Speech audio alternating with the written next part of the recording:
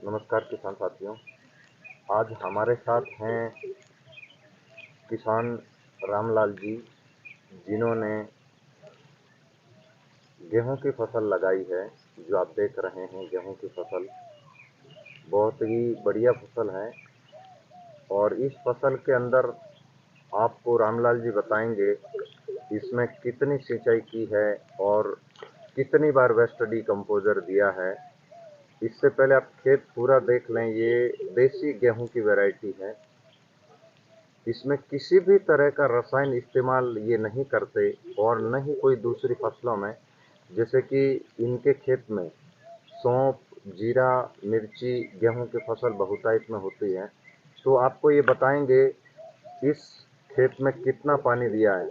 रामलाल जी, आप बताइए इस खेत में आपने कितनी बार सिंचाई कर दी है जो आप गेहूं दिखा रहे हैं? इस गेहूं में 4 बार सिंचाई हो गई। 4 बार सिंचाई की है। और कितनी बार आपने इसके अंदर जैविक उत्पाद दिया?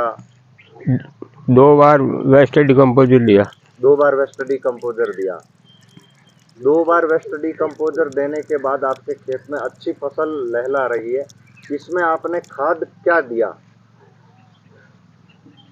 खाद क्या डाला आपने? गाय का, भैंस का या बकरी का? बकरी का।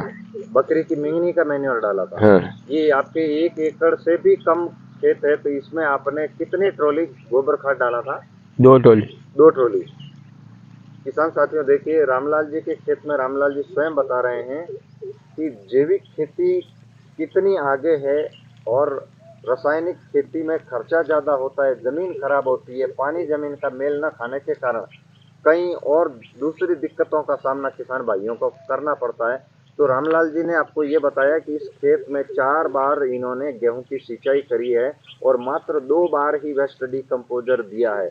2 बार वेस्ट डिकम्पोजर देने का ही माध्यम आप जो गेहूं की फसल देख रहे हैं एकदम हरी कच्छ बहुत ही अच्छी स्थिति में खड़ी है। इससे पहले मैं आपको बता दूं कि इस खेत में जिप्सम भी डाला गया था, क्योंकि हमारे यहाँ का जो पानी है खारा है, ज़मीन में थोड़े लवणीय अवशेष है, तो उसके नियंत्रण के लिए पानी ज़मीन का मेल अच्छा बन जाए और पानी के जो खेत में देने के बाद जो फ्लोराइड की स्थिति ज़मीन में दिखती है वो न दिखे, तो हमने जिप्सम इस खेत में डाला था।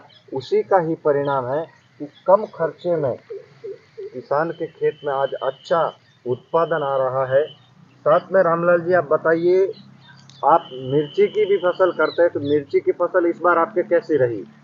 बहुत ठीक रही। अब की बार मिर्ची की फसल भी अच्छी रही। पिछली बार भी आपके मिर्ची का अच्छा उत्पादन आया था। बहुत जोरदार। तो आप किसान भाइयों को क्या कहेंगे, जैविक खेती की ओर आना चाहिए या फिर वैसे ही रासायनिक खेती करनी चाहिए? नहीं, सब के सब जैविक खेती में जुड़ जाओ। आपका कहना है किसानों साथियों को कि जैविक खेती में ही लाभ है। हाँ, 1-2 साल आपके उत्पादन कम आ सकता है, क्योंकि जिस तरह आपने जमीन को रसायन डाल डाल के बिगाड़ दिया है, उसी पद्धति से जिस तरह आपकी खेती धीरे धीरे अधिक रसायन खाने लगी, तो उसी तरह आपको धीरे धीरे खेत में बदलाव करना ही पड़ेगा। अन्यथा आगे आने वाले समय में खेत में अन्न उत्पादन करना आपके लिए बहुत ही मुश्किल हो जाएगा। तो रामलाल जी के इस संदेश को आप अपने हित में समझकर खेती के लिए जैविक खेती करने का ही प्रण लें। धन्यवाद।